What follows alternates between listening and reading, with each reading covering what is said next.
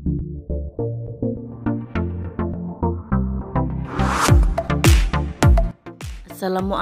warahmatullahi wabarakatuh. Kembali lagi bersama saya Cindy Pradila. Kali ini saya akan membahas tentang materi bab 3 metodologi penelitian. Selamat menyaksikan.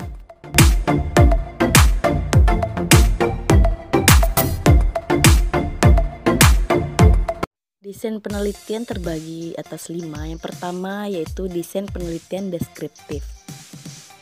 Penelitian deskriptif dilakukan dengan tujuan untuk mendeskripsikan atau menggambarkan fakta-fakta mengenai populasi secara sistematis dan akurat. Yang kedua yaitu desain penelitian korelasional. Tujuan penelitian korelasional adalah untuk mendeteksi sejauh mana variasi-variasi pada suatu faktor berkaitan dengan variasi-variasi pada satu atau lebih faktor lain berdasarkan koefisien korelasi. Desain penelitian kausal komparatif difokuskan untuk membandingkan variabel bebas dari beberapa kelompok subjek yang mendapat pengaruh yang berbeda dari variabel bebas. Yang selanjutnya yaitu desain penelitian tindakan. Penelitian tindakan mempunyai ciri-ciri. Yang pertama yaitu praktis dan langsung relevan untuk situasi aktual dalam dunia kerja. Yang kedua, menyediakan kerangka kerja yang teratur untuk memecahkan masalah dan perkembangan-perkembangan baru. Yang ketiga, fleksibel dan adaptif. Dan yang keempat, memiliki kekurangan dalam hal ketertiban ilmiah. Yang desain selanjutnya yaitu desain penelitian eksperimen. X digunakan untuk mewakili pemaparan exposure, suatu kelompok yang diuji terhadap suatu perlakuan eksperimental pada variabel bebas yang kemudian efek pada variabel tergantung akan diukur.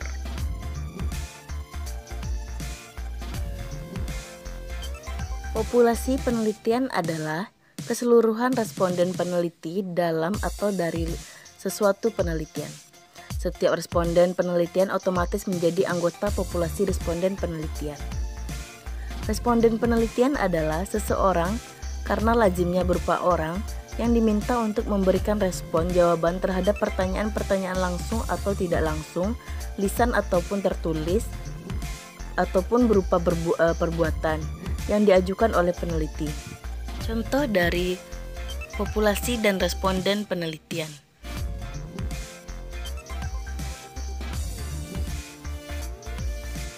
Teknik pengambilan sampel ada beberapa teknik. Yang pertama yaitu sampling acak, simple random sampling. Contohnya, teknik berikutnya yaitu sampling systematic sampling. Contohnya, yang selanjutnya yaitu sampling terstratifikasi, stratified sampling. Contohnya, selanjutnya sampling cluster sampling. Contohnya,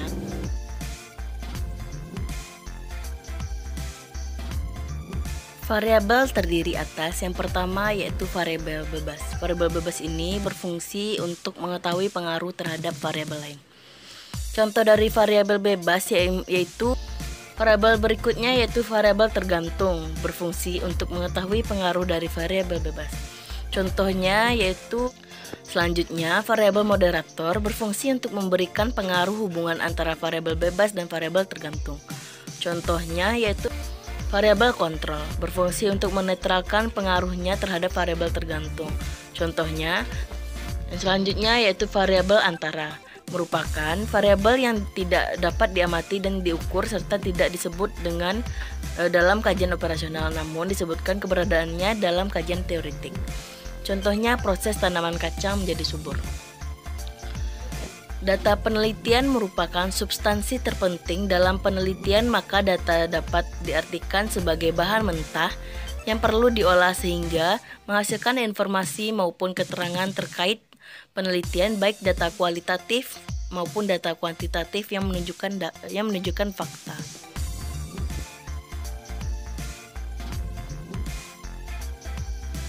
Beberapa bentuk instrumen penelitian. Yang pertama yaitu kuesioner atau angket. Contohnya, yang kedua yaitu wawancara. Contohnya, observasi dibagi atas dua, yaitu yang pertama observasi partisipasi. Yang kedua, observasi non-partisipasi. Dokumentasi berfungsi sebagai yang pertama, yaitu memberikan gambaran berbagai informasi tentang informan pada waktu lampau didokumentasikan. Yang kedua, menyajikan informasi mengenai hubungan informasi pada masa lampau dengan kondisi sekarang. Yang ketiga, merekam berbagai jenis data tentang informan atau responden seperti identitas responden dan sebagainya. Yang selanjutnya yaitu tes. Macam-macam tes, ada beberapa macam. Yang pertama yaitu tes kepribadian. Yang kedua, tes bakat. Yang ketiga, tes prestasi. Yang keempat, tes intelijensi. Yang kelima, tes sikap.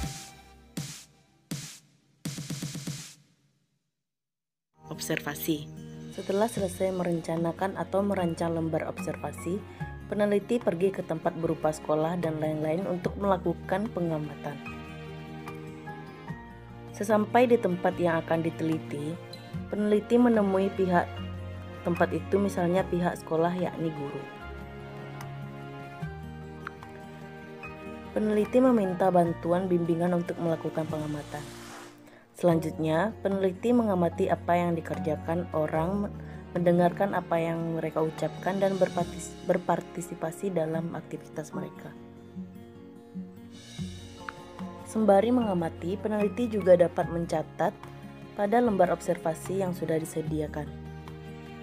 Contohnya dapat menceklis data, misal buku pada perpustakaan sekolah sangat lengkap. Selanjutnya kita menceklis pada tempat yang telah disediakan. Dengan demikian dapat diperoleh dengan lengkap. Dengan demikian data dapat diperoleh dengan lengkap. Teknik pengumpulan data berupa observasi ini sangat kondusif karena kita dapat merasakan sendiri. Selanjutnya yaitu angket atau kuesioner.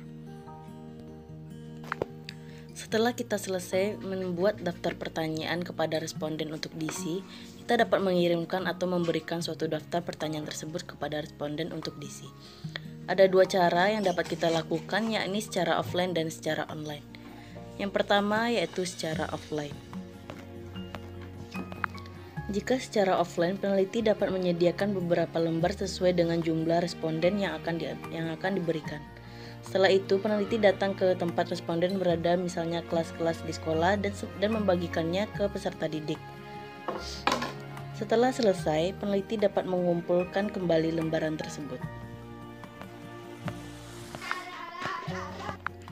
Sebelum dikumpul,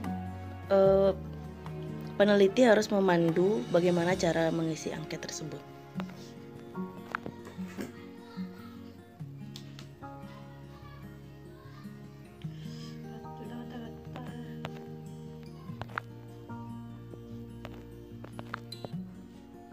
Setelah selesai, barulah peneliti mengumpulkan angket yang telah dibagikan atau yang telah diisi. Dengan demikian, peneliti dapat mendapatkan informasi dan menganalisa setiap jawaban dari para responden. Yang kedua, secara online. Peneliti membuat angket menggunakan media misalnya Google Form. Setelah selesai, peneliti dapat mengumpulkan responden pada sebuah media sosial misalnya WhatsApp. Setelah itu, peneliti membagikan link Google Form yang telah berisi pertanyaan-pertanyaan terkait penelitian dan menyuruh responden mengisi seperti yang telah saya paparkan. Setelah selesai, peneliti dapat melihat file yang berisi jawaban dari responden tersebut.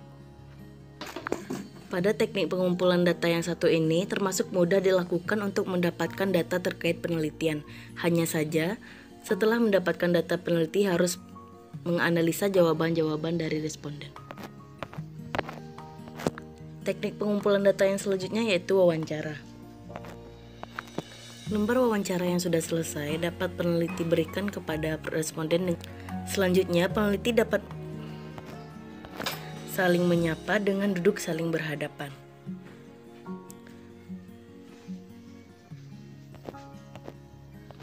Selanjutnya, peneliti dapat mengajukan pertanyaan-pertanyaan terkait penelitian.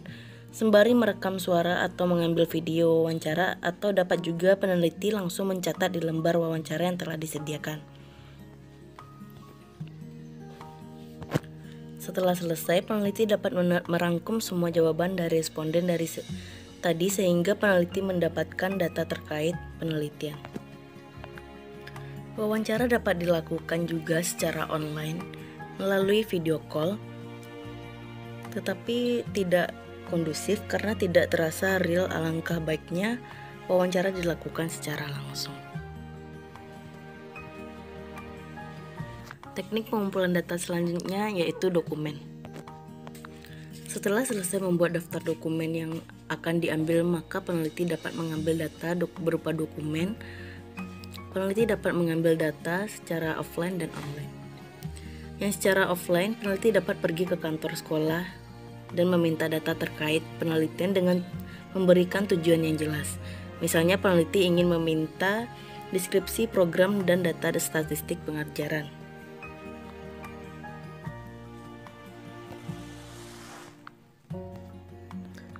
Secara online dapat kita temukan di Google Cendekia yang berupa karya ilmiah terkait penelitian.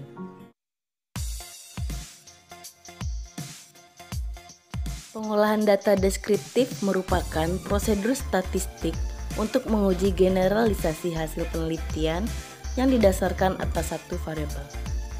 Jenis teknik statistik yang digunakan untuk menguji hipotesis deskriptif harus sesuai dengan jenis atau variabel berdasarkan skala pengukurannya. Teknik statistik pada pengolahan data deskriptif ini yang pertama yaitu tes binomial, yang kedua chi-kuadrat, yang ketiga run test, yang keempat t-test. Rumus t-test sebagai berikut.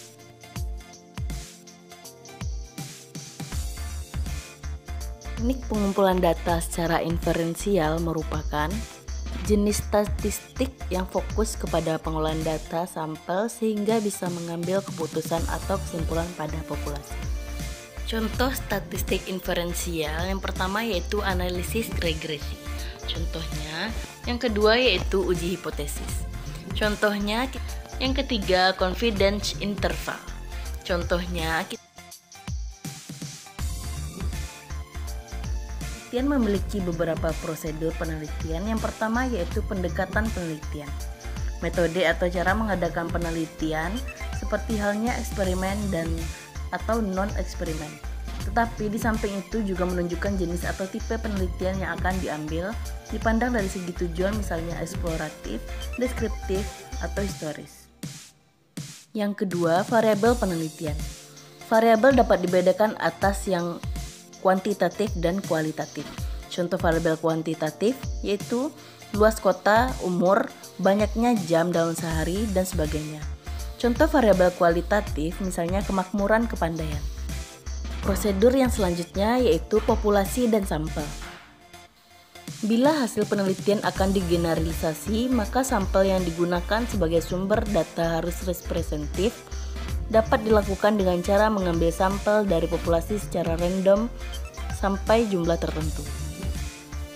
Teknik yang selanjutnya yaitu tempat dan waktu penelitian. Tempat dalam penelitian ini adalah di mana si peneliti akan mengambil sampel untuk penelitian. Yang kelima, metode pengumpulan data. Teknik pengumpulan data mana yang paling tepat sehingga betul-betul didapat data yang valid dan reliable. Yang keenam, instrumen penelitian. Penelitian yang bertujuan untuk mengukur suatu gejala akan menggunakan instrumen penelitian. Yang ketujuh, penelitian, prosedur penelitian. Prosedur penelitian adalah langkah-langkah apa saja yang akan peneliti ambil dalam melakukan penelitian. Yang kedelapan, uji coba instrumen. Untuk penelitian dengan pendekatan kuantitatif, maka analisis data penelitian ini berkenaan dengan perhitungan untuk menjawab rumusan masalah dan pengujian hipotesis yang diajukan.